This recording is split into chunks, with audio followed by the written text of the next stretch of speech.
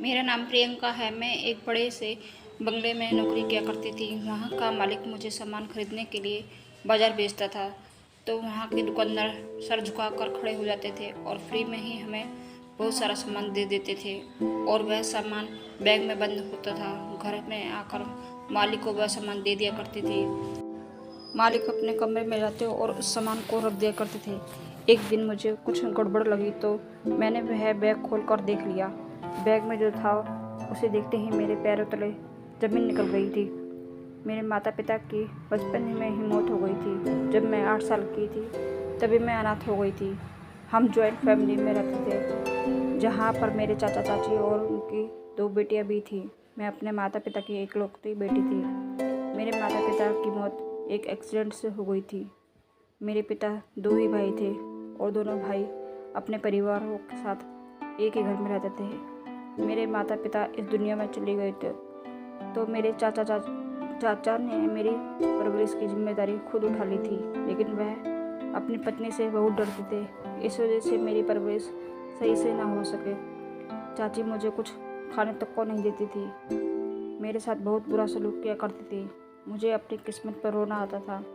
मेरा कोई और भाई बहन भी नहीं था। शुरू में मेरा चाचा मेरा बहुत ख्याल करते थे। अपने भैया की निशानी समझकर धीरे धीरे उनको एक मासूम सी बच्ची बोझ लगने लगी थी और इससे सब कुछ किया धरा मेरी चाची का था। वह अक्सर मेरे चाचा को मेरे खिलाफ भड़काया करती थी और अब उनको मैं बर्दाश्त नहीं। जबकि मेरे पिताजी का घर में हिस्सा भी था जो कि मुझे मिलना चाहिए था, वह भी चाचा ने अपने कब्जे में कर लिया था। यह कहकर कि मैं अनाथ उनके साथ ही रहती हूँ, इसलिए वे मेरे खर्चे उठाते हैं, तो हिस्सा भी उनको ही मिलना चाहिए, जबकि मेरा कोई खर्चा ही नहीं था। 2 टाइम का खाना वह भी जब वह लोग बच जाया करता था तो दे दिया करते थे और नहीं बचता था तो मैं भूखी रहती थी या फिर मुझे बासी खाना देते थे, वह भी मैं खुशी खुशी खा लिया करती थी। इसके अलावा मेरा कोई खर्चा नहीं था। कभी इन लोगों ने मेरा स्कूल में भी एडमिशन नहीं कराया था। मेरे माता पिता की चाहत थी कि वह मुझे पढ़ा लिखा कर कुछ काबिल बना सकें, मैं अच्छी शिक्षा हासिल कर सकूं, क्योंकि मैं उनकी इकलौती औलाद थी। मेरे माता पिता मुझे बहुत प्यार करते थे। उनकी इकलौती औलाद होने की वजह से मेरी हर ख्वाहिश को पूरा करते थे, मेरे बारे में अच्छा सोचते थे। मगर उनके मरने के बाद तो मेरी ज़िंदगी से प्यार नाम का शब्द ही ख़त्म हो गया था। मगर चाचा चाची ने कभी मुझे अपनी बेटियों के बराबर नहीं समझा था, बल्कि उन्होंने तो मुझे अपने भैया की औलाद समझ कर भी नहीं रखा था। उन्होंने तो मुझे लावारिस और अनाथ समझकर बस अपने घर में रहने की जगह दे दी थी, जिसके बदले में मुझे काफ़ी काम लिया जाता था। मुझे नौकरानी बनाकर रख दिया था।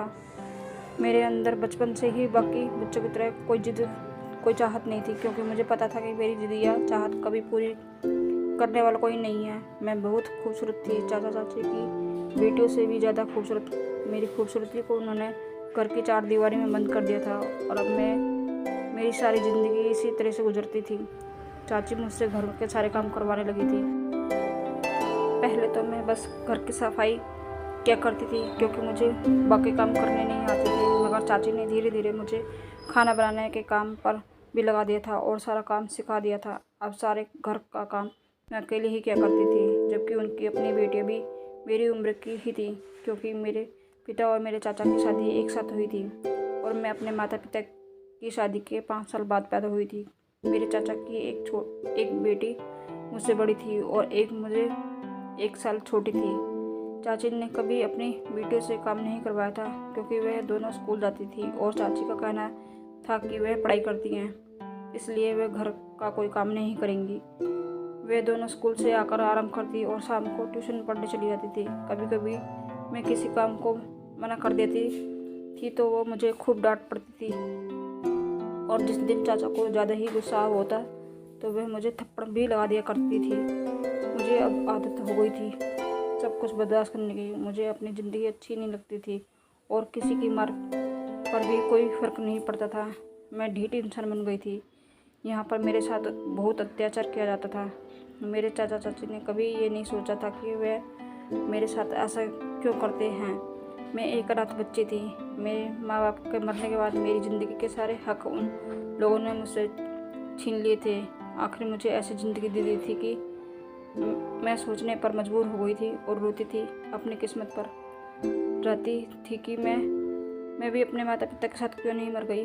अच्छा होता मैं भी उन लोगों के साथ मर जाती तो मुझे ये सब कुछ बर्दाश्त ना करना पड़ता। मेरा कोई भी इस दुनिया में अपना नहीं था जो मैं उसके पास चली जाती, जो मुझे प्यार करता, मेरा ख्याल रखता। ऐसा कोई नहीं था। वह लोग मेरा खूब फ़ायदा उठाते थे। मैं चुपचाप उनकी कड़वी बातें और अत्याचार को सहन करती थी। उन्होंने मेरी ज़िंदगी को मेरे लिए बोझ बना दिया था। बहुत कम लोग ऐसे होते हैं जो अनाथ बच्चों को उनका हक देते हैं। धीरे धीरे ज़िंदगी इसी तरह गुजर रही थी। मेरी उम्र 22 साल हो गई थी। मैंने सारे घर का काम संभाल लिया था, वह भी बहुत छोटे तरीके से। लेकिन चाची को फिर भी मुझसे कोई न कोई शिकायत रहती थी, क्योंकि वह मेरी कमी करने का कोई मौका नहीं छोड़ती थी, जिसका मेरे पास कोई इलाज नहीं था। और अब तो मैंने भी उनकी बातों को इग्नोर करना सीख लिया था, क्योंकि मुझे पता था कि वे जानबूझकर ऐसे करती हैं। मैं अपनी हर गलती को सुधारने की कोशिश करती थी, लेकिन वे ज़बरदस्ती मेरे हर काम को गलती निकालती थी। मैंने सोच लिया था कि हर बार गलती मुझसे ही नहीं होती। चाची का काम यही था, सारा दिन घर में फ्री रहकर गली की आती जाती औरतों को मेरी बुराई करती थी। ये ऐसा करती है, ये वैसा करती है, मगर मुझे उनकी बातों का कोई फ़र्क नहीं पड़ता था। कोई कुछ भी कहे मेरे बारे में या फिर कुछ भी सोचे, मुझे इस बात से कोई मतलब नहीं था। अब लोग मुझे अच्छा या फिर लाचार जो जैसा समझे बस ठीक ही है। हमारे घर में अक्सर पास वाले घर में विद्या चाची आया करती थी। वो औरत बहुत ही चालाक औरत थी। उससे गली के हर घर की खबर रहती थी और उसका यही काम होता था कि चाची को भी उसकी यही बात बहुत पसंद थी, इसलिए हर दिन उसको घर बुलाकर बैठा लेती थी और सारी गली की औरतों को खूब खबर लेती थी आज किसके घर में क्या हुआ था। एक दिन जब वह विद्या चाची हमारे घर आई तो चाची ने मुझे उनके लिए कॉफ़ी बनाने का कहा। मैं खामोशी से कॉफ़ी बनाकर उन्हें देने चली गई थी और मुझे देखते ही वे चाची से मेरे बारे में पूछने लगी, जिस पर चाची को हमेशा मुझसे हर बार शिकायत ही रहती थी कि मैंने उनका सारा घर संभाल कर उनका जीना दुश्वार कर रखा है। घर का सारा काम करने पर भी वे मुझे कामचोर कहा करती थी और आज भी वे विद्या चाची को यही सब बता रही थी कि इस लड़की को हमने यहाँ पर रहम खा कर रखा हुआ है, वरना तो कभी अपने घर में नहीं रहती देती वगैरह वगैरह। उनकी बात पर आज विद्या चाची ने उन्हें एक नई बात बताई थी। उनका कहना था कि वे किसी बड़े घर के मालिक को जानती है। उन लोगों को बहुत बड़ा बंगला है, वहाँ पर उनकी छोटी बहन काम किया करती थी, लेकिन वे अब वहाँ का काम छोड़ रही है और उसकी जगह उन्हें काम वाली की ज़रूरत है। उन्होंने चाची से ये कहा कि तुम चाहो तो प्रियंका को वहाँ पर काम करने के लिए भेज सकती हो। इस तरह से तुम्हारी प्रियंका से जान भी छूट जाएगी और तुम्हें हर महीने पैसे भी मिला करेंगे। मेरी चाची तो हमेशा ही लालची थी। पैसों का नाम सुनकर वह बोलने तैयार हो गई और उनसे सारी इन्फॉर्मेशन भी पूछ ली थी, जिस पर विद्या चाची ने कहा कि वह मुझे खुद वहाँ काम पर छोड़कर आएगी। उन्होंने चाचा को बताया वह आदमी सैलरी भी अच्छी देता है और बस इतना कहना कि ताकि चाचा ने तो आज ही मुझे वहाँ भेजने के लिए तैयारी शुरू कर दी थी। मगर फिर सोचा कि एक बार वह अपने पति से इस बारे में बात कर ले और चाचा के घर आने का इंतज़ार करने लगी। जब चाचा के घर आए तो उन्होंने विद्या चाची से सुनी सारी बातें उनको एक एक करके बता दी। पहले तो चाचा ने इनकार कर दिया था और उनका कहना था कि वह मुझे किसी के घर पर काम करने के लिए नहीं भेज सकते हैं। उनका कहना था कि घर में चाहे जितनी मर्जी काम करवा लो, लेकिन मैं किसी घर भेजने की परमिशन नहीं दे सकता।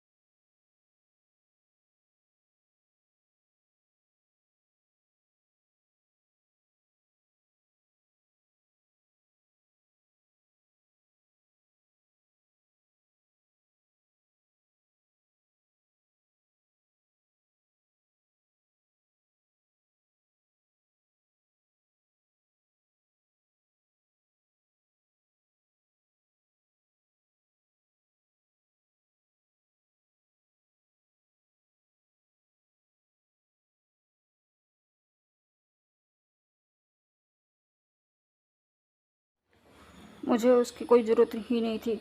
विद्या चाची को साथ लेकर हम घर से निकल आए थे। कुछ ही दूरी का रास्ता तय करने के बाद हम एक बड़े से बंगले के बाहर मौजूद थे। गेट पर चौकीदार बैठा हुआ था। उससे अंदर जाने की परमिशन लेकर हम लोग अंदर चले गए थे। वो बंगला बाहर से जितना खूबसूरत था उतना ही अंदर से भी खूबसूरत था। एक नौकरानी हमें बाहर मिली थी और हमें अंदर ले गई और उसने हमें बड़े से कमरे में बैठा दिया था। और फिर कुछ देर बाद एक आदमी वहाँ पर आया था। वो देखने में बिल्कुल ऐसा था जैसे टीवी के सीरियल में अमीर आदमियों को जाया जाता है। उसने आकर सब कुछ पूछा था और चाची से सैलरी के बारे में भी बता दिया था। उन्होंने कहा था कि क्या ये लड़की घर का सारा काम संभाल लेगी। चाची ने जल्दी से सब कुछ बताना शुरू कर दिया कि ये सारे काम जानती है, आप जो भी कहोगे ये कर लेगी। चाची की बातें सुनकर उसने एक नज़र मुझे देखा और कहा, अपने घर काम पर मुझे ये रखने के लिए मान गया था और कहा था कि मैं यहीं उनके घर पे ही रहा करूं। जिस पर चाची ने कहा, ठीक है, वह भी तो यही चाहती थी। और इस तरह मुझे काम मिल गया था। क्या काम था ये तो मुझे अभी पता नहीं चला था, बस काम मिल गया था और रहने की जगह भी मिल गई थी। मेरे लिए यही काफ़ी था और चाची के लिए भी इतना ही काफ़ी था कि उनको अब मेरे काम करने के पैसे मिले थे। उनको इस बात से कोई मतलब नहीं था कि मुझे कौन सा काम दिया जाएगा। उनको तो सिर्फ पैसों से मतलब था। वह मुझे वहीं छोड़कर खुद विद्या चाची के साथ वापस घर चली गई थी और मुझे कहा था कि वह ज़रूर का सामान यहाँ छोड़ जाएगी, जिस पर मैं सर हिला दिया था। उनके जाते ही घर के मालिक ने मुझे अपने पास बुलाया था और पूछा था कि यह यहाँ रह लूँगी या नहीं, मेरे दिल लग जाएगा अपने घर वालों के बिना। जिसके जवाब में मैं बस हाँ कहा था और वह उठकर जाने लगा था। जाते जाते मालिक ने एक नौकरानी को बुलाया था और उससे कहा था कि वह मुझे अपने साथ रखा करे। अभी कुछ दिनों के लिए बाद में मुझे बताएंगे कि वह क्या काम करना है। जिस पर उसने नौकरानी ने अपने साथ चलने के लिए कहा था और मुझे अपने साथ बाहर ले गई थी। इस बंगले के पीछे की साइड में छोटे छोटे कमरे बने हुए थे। वे सभी शायद घर के नौकरों के लिए थे। वो नौकरानी भी मुझे अपने साथ इन्हीं कमरों में से एक कमरे में लेकर चली गई थी और मुझे बैठने को कहा था। उसकी बात सुनकर मैं वहाँ पर बड़े बेड पर बैठ गई थी। शाम तो मुझे इसी कमरे में हो गई थी। रात को नौकरानी खाना लेकर आई थी और मुझे भी खाने को कहा था। हम दोनों ने एक साथ मिलकर खाना खाया था। वह मुझसे मेरे बारे में पूछने लगी थी और मैंने उनको अपने साथ होने वाली तब अब तक की एक एक बात बता दी थी, जिसे सुनकर वह खामोश हो गई थी। मतलब साफ था, उसे सुनकर उस औरत को दुख हुआ था, मगर वह भी बेचारी क्या कर सकती थी। यहाँ तो आपने मेरा साथ नहीं दिया था, मेरा सामान भी घर से आ गया था। वह भी इसी नौकरानी ने अपने साथ ही कमरे में सेट कर दिया था। वो मुझसे उम्र में बहुत बड़ी थी। वह शादीशुदा औरत थी और उसकी एक बेटी भी थी। यहाँ के सारे नौकरों ने मासी कहते थे, मैं भी उनको मासी कहने लगी थी। वह भी मेरे साथ अच्छे से बिहेव करती थी। रात के टाइम पर मालिक ने मुझे अपने पास बुलाया। मासी मुझे उनके पास ले गई थी। मुझे एक नज़र देखने के बाद मालिक ने मुझसे पूछा कि मैं कौन सा काम आसानी से कर सकती हूँ। जिस पर मैंने कहा जो मुझे कहने के लिए कहा गया था, मतलब कि मैं सारा ही काम कर सकती हूँ। मेरी बात सुनकर मालिक ने मेरे साथ आई मौसी से कहा कि वह मुझे अपने साथ किचन में खाना के काम में लगाए और अपने साथ इस घर के तरीके के हिसाब से काम करना सिखाए। मौसी बस मुझे बर्तन धुलवा लिया करती थी और एक दो काम ऊपर से भी कर लिया करती थी। वह मुझसे ज़्यादा काम नहीं करवाती थी। मुझे यहाँ पर आए हुए 4 ही दिन हुए थे और इन 4 दिनों में एक बार भी मुझे घर की याद नहीं आई थी, क्योंकि वहाँ से मैं यहाँ बेहतर रह रही थी। मौसी मेरा काफ़ी ख्याल करती थी और मैं खाना भी पेट भर कर खाती थी। अब तो दिल करता था कि सारी ज़िंदगी इधर ही गुजार लूँ। मेरे यहाँ से वापस जाने को दिल ही नहीं करता था। मेरे किए हुए काम को जो भी सैलरी मिला करती थी वह चाची के पास ही जाती थी, मगर मुझे पैसों की कोई ज़रूरत ही नहीं थी। मुझे तो बस रहने की जगह और खाने के लिए खाना मिलना चाहिए था और वह मुझे यहाँ पर बहुत आसानी से मिल रहा था। यहाँ पर मुझे ज़्यादा काम भी नहीं करना पड़ता था। मेरे लिए यही काफ़ी था। बाकी किसी चीज़ की मुझे कोई परवाह नहीं थी।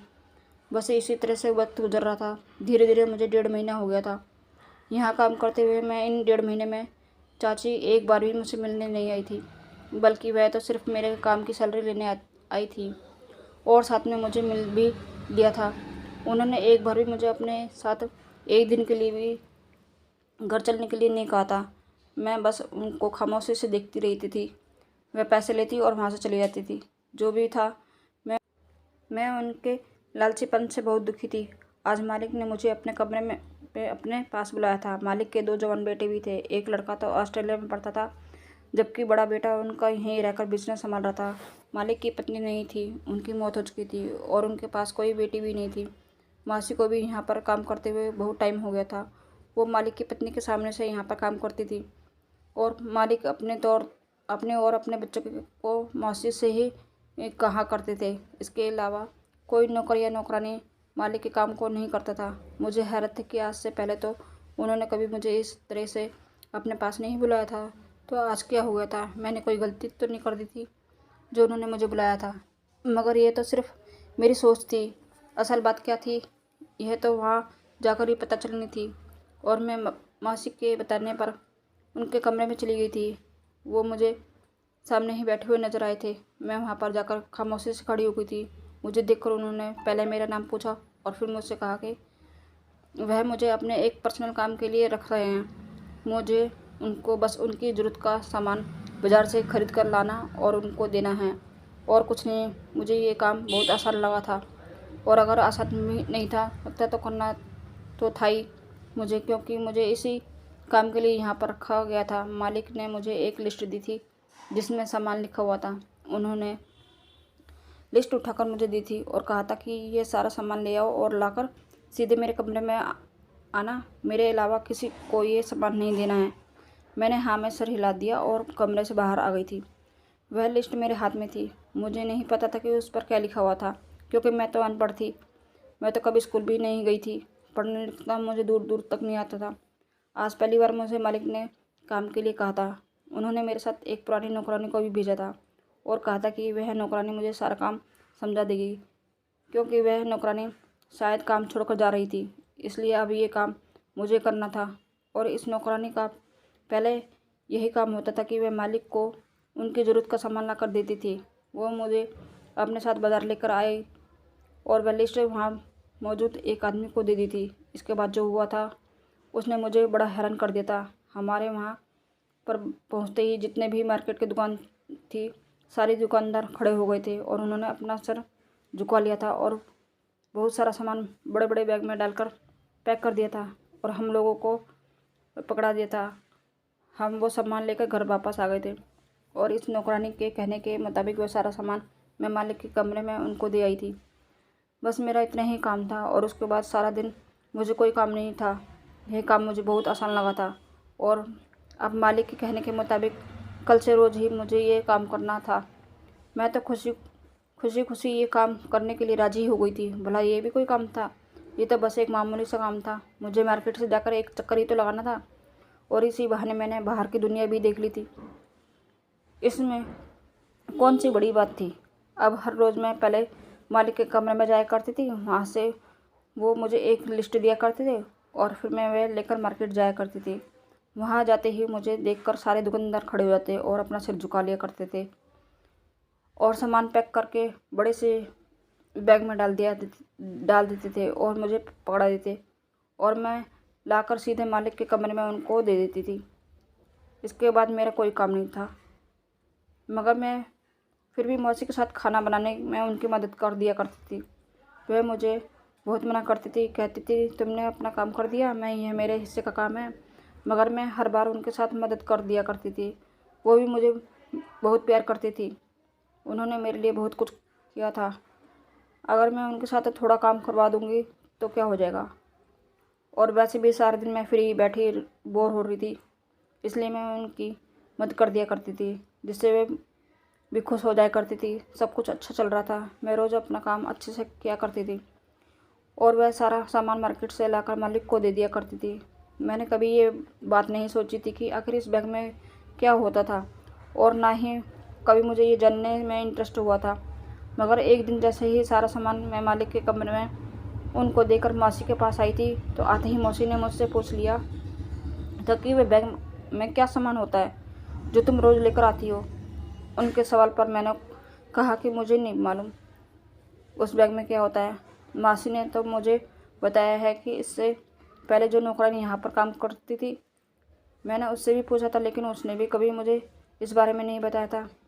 मैंने कहा मुझे नहीं पता, वह लोग तो बस मुझे बैग में पैक करके दे देते हैं और मैं वहाँ लाकर मालिक को दे देती हूँ। जिस पर मासी ने कहा था कि तुम्हें नहीं लगता प्रियंका कि आखिर उस बैग में होता क्या है? सोचने वाली बात है ना। आज तक हमें पता ही नहीं चला कि उस बैग में क्या सामान होता है और मालिक क्या मंगवाते हैं मार्केट से।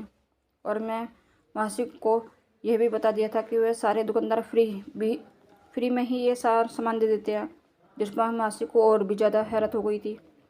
उन्होंने ऐसा कहा था कि मगर उसके बाद वे अपने काम में लग गई थी, लेकिन मेरा दिमाग वहीं उनकी कहानी हुई बातों पर टिका हुआ था। मैं भी सोच में पड़ गई थी कि आखिर उस बैग में होता क्या है। यह बात पहले कभी मेरे दिमाग में नहीं आई थी, मगर मासी के कहने के बाद से ही मुझे ये जानने में इंटरेस्ट होने लगा था कि आखिर को मालिक क्या सामान मंगवाते हैं। मगर इस बात का पता कैसे चल सकता था? ना तो मालिक से इस बारे में पूछ सकती थी और ना ही वह दुकानदार मुझे कुछ बताते, तो कैसे पता चलता? सोच सोच कर मेरा दिमाग ख़राब हो रहा था। आखिर बैग में क्या होता है? एक बार मेरे दिमाग में आइडिया आया, क्यों ना मैं छुप कर बैग को खोल कर देख लूँ कि आखिर इनमें क्या होता है। अगले ही दिन मैंने ऐसा ही किया था। जैसे ही मैं मार्केट से सामान खरीदना मैं घर आ रही थी, मुझे पता था कि घर पर जाकर मैं इसको खोल कर नहीं देख सकती, क्योंकि वहाँ पर बहुत सारे लोग मौजूद होते हैं। इसलिए मैंने रास्ते में ही बैग को खोल कर देखना चाहा। जैसे ही मैंने बैग को खोला, मेरे पैरों तले से ज़मीन निकल गई थी। सामान में जो दुकानदार ने डाला था वह देखकर किसी के भी होश उड़ सकते थे। सामान में बहुत सारे नोटों की गड्डियाँ रखी हुई थी। मैंने फ़ौरन ही बैग को अच्छे से बंद कर दिया और घर ले चली गई। घर आते ही मैंने सामान मालिक को दे दिया था और ख़ुद अपने कमरे में आ गई थी। मुझे बहुत डर लग रहा था कि अगर मालिक को ये बात किसी तरह पता चल गई कि मैंने ये बैग खोल कर देखा है, तो न जाने मेरे साथ क्या होगा। मुझे खुद पर बहुत गुस्सा आ रहा था। मुझे ये सब करना नहीं चाहिए था। भला क्या ज़रूरत थी मुझे बैग खोल कर देखने की? उसमें जो भी था, मुझे इससे क्या मतलब? मुझे चुपचाप अपना काम करते रहना चाहिए था। अगर मालिक को किसी भी तरह पर शक हुआ तो ना जाने वे मुझसे क्या सज़ा देंगे। मैं बहुत परेशान हो रही थी। सुबह से दोपहर हो गई, मगर मुझे अभी तक किसी ने घर के अंदर नहीं बुलाया था। मुझे लगा चलो अच्छा है, अभी तक किसी को इस बारे में पता नहीं चला। मैंने सोच लिया था कि आज के बाद कभी भी मालिक के सामान से कोई मतलब नहीं रखूँगी, बस सीधे लाकर उनका सामान उनको दे दिया करूँगी। वह क्या करते हैं क्या नहीं करते, मुझे इससे कोई मतलब नहीं होना चाहिए। पूरा दिन गुजर गया था। अब मुझे तसल्ली हो गई थी कि मालिक को अभी तक नहीं पता चला था कि मैंने वो सामान खोल कर देख लिया था। चलो मेरी जान बच गई थी। अब मैं सोच लिया था आज के बाद मैं ऐसा कुछ नहीं करूँगी, अपनी पूरी ईमानदारी के साथ काम करूँगी। अगले दिन रोज़ के मुताबिक मैं नाश्ता करके मालिक के कमरे में लिस्ट लेने चली गई। मुझे देखकर उन्होंने वह लिस्ट मुझे दे दी और जैसे ही मैं वापस पलटी, तभी अचानक उन्होंने मुझे आवाज़ लगे रुको, जिसे सुनकर मैं रुक गई थी। मैं समझ गई थी कि मालिक को मुझ पर शक हो गया है। मालिक ने मुझे पीछे मुड़ने को कहा। मुझे बहुत डर लग रहा था। मैं खामोशी से उनकी तरफ पलटी और अपना सर झुका लिया। उन्होंने मुझसे पूछा, क्या तुमने कल मेरा सामान खोल कर देखा था? मुझे हैरानी हो रही थी, उनको इस बारे में कैसे पता चला था। मैंने उनके सामान से कुछ भी नहीं चुराया था, बल्कि सब वैसे ही था। वो मेरे जवाब का इंतज़ार कर रहे थे। मैंने झूठ बोलने की कोशिश की, मगर मेरी माँ ने मुझे बचपन से ही सिखाया था कि ज़िंदगी में कभी भी किसी को खुद को भी बचाने के लिए झूठ का सहारा नहीं लेना चाहिए। अगर कोई गलती हो जाए तो सब बोल कर उसको एक्सेप्ट कर लेना चाहिए। और उनकी बात से सोचकर मैंने झूठ बोलने का इरादा बदल दिया था और सच बता दिया था कि मैंने उनका सामान सिर्फ खोला था, जिस पर मालिक ने मुझे हैरत से देखा था। उसके बाद वे मेरे ठीक सामने आकर खड़े हो गए थे। उन्होंने कहा, तुम झूठ भी तो कह सकती थी कि तुम चाहती तो झूठ बोलकर अपने जान भी बचा लेती, मगर तुमने सच बोल दिया था। यह भी नहीं सोचा कि इसके बदले में तुम्हें सज़ा भी मिल सकती है। मैंने उनको बताया कि पहले मैंने झूठ बोलने का ही इरादा रखा था, लेकिन मेरी माँ ने मुझे कभी झूठ बोलना नहीं सिखाया था। मुझसे कहा कि इन पैसों में से पैसे क्यों नहीं चुराए? तुम चाहती तो ये पैसे लेकर भाग भी सकती थी, तुमने ऐसा क्यों नहीं किया? जिस पर मैंने यही जवाब दिया कि मेरी माँ ने मुझे चोरी करना कभी नहीं सिखाया था। मैं अपनी बात कहकर खामोश हो गई थी और अब मुझे अपनी सज़ा का इंतज़ार था। मालिक ने मुझे पूछा कि क्या तुम अपनी सज़ा के लिए तैयार हो? इस पर मैंने उनको नज़र उठाकर देखा और फिर हाँ में सिर हिला दिया था। मालिक ने मुझे बताया कि उन्होंने ये सब मुझे आजमाने के लिए किया था। उन्होंने जानबूझकर बैग में नोटों की गड्डियाँ रख दी थी। वे ये देखना चाहते थे कि क्या मैं उनके सामान को चोरी करती हूँ या नहीं। उन्हें मुझे देखकर ही शक हो गया था कि मैं उनके सामान को देखना चाहती हूँ। उसके बाद उन्होंने बताया कि जो लोग बाज़ार से सामान बेचते हैं वे बहुत गरीब है और मजबूर लोग हैं। मालिक एक बार खुद मार्केट गए थे जब उनकी नज़र उन लोगों पर पड़ी थी। एक गरीब आदमी अपना महंगा सामान सस्ते दाम में बेच रहा था क्योंकि उसे अपने बेटे का इलाज करवाना था और उसे पैसों की बहुत ज़रूरत थी, इसलिए वह अपना सारा सामान सस्ते दाम में बेच रहा था। एक आदमी को देखा तो वह भी अपनी बेटी की शादी करने के लिए सामान बेच रहा था। मालिक ने बताया कि उनको उसी दिन एहसास हुआ था कि इस दुनिया में कितने लोग ऐसे हैं जिन्हें पैसों की बहुत ज़रूरत है अब, और हम जैसे लोग ऐसे लोगों को इग्नोर करके आगे बढ़ जाते हैं और कभी उन पर ध्यान ही नहीं देते। इसलिए मालिक ने उन लोगों को मदद करने का सोचा था। वो यहाँ से अपनी नौकरानी को भेज दिया करते थे और सामान मंगवा लिया करते थे और उसके बदले उन्हें डबल पैसे दे दिया करते थे, जिससे उनकी मदद हो जाती थी। और यही वजह थी कि वे दुकानदार मालिक की बहुत इज्जत करने लगे थे। जब भी कोई लिस्ट लेकर मालिक का सामान लेने जाता, अपना सिर झुका लिया करते थे और सामान पैक करके दे देते थे। मालिक ने मुझे वह सामान दिखाया था। वह सामान उनकी कोई ज़रूरत का नहीं था। वे ये सामान भी अपने घर के नौकरों में बांट दिया करते थे। उनमें कुछ खिलौने और कपड़े थे जिससे लेकर यहाँ के नौकर चले जाते थे और अपने बच्चों को दे दिया करते थे, जिससे नौकर भी खुश हो जाते थे। मेरे मालिक इतना अच्छा काम करते थे, मुझे ये जानकर बहुत खुशी हुई थी। वो अपने इस काम के बारे में किसी को भी बताना नहीं चाहते थे। मेरी अच्छाई और ईमानदारी देखकर वह बहुत खुश हुए थे और उन्होंने मुझे अपने घर में अपनी बहू बनाने का फैसला कर लिया था।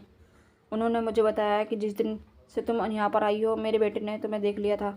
तुम्हारी खूबसूरती और मासूमियत देखकर वह मुझसे हर बार तुम्हारे बारे में पूछता रहता है। इसलिए मैं तुम्हें आजमा रहा था कि तुम हमारे घर की बहू बनने के लायक हो या नहीं। लेकिन तुम एक बहुत ही शरीफ लड़की हो, तुम्हें पैसों से कोई मतलब नहीं था और यही वजह है कि तुम्हारी ईमानदारी की। मालिक का बेटा मुझे पसंद करता था। मालिक ने मुझे पूछा था कि क्या तुम मेरे बेटे से शादी कर सकती हो? मैंने हाँ कर दी थी। वैसे भी किसी ने मेरी पहली बार मुझे पसंद किया था और मुझे प्यार किया था। कुछ दिनों बाद मेरी शादी मालिक के बेटे के साथ हो गई थी और मैं उनके साथ बहुत खुश थी। वह मेरा बहुत ख्याल रखा करते थे। 1 महीना पूरा होने के बाद जब मेरी चाची मेरे घर आई तो मेरे कपड़े और जेवर देखकर वो मेरे करीब आकर मुझसे बातें करने लगी थी। वो मुझसे समझने की कोशिश कर रही थी कि आखिर मैंने हालात कैसे बदल गए थे। मालिक को मेरी ईमानदारी और सच्चाई बहुत पसंद आई थी और उन्हें बेटे को मैं पसंद आई थी, इसलिए उन्होंने मुझ पर अपने घर की बहू बना लिया था। बल्कि वह मुझे बहू नहीं, अपनी बेटी की तरह प्यार करते थे।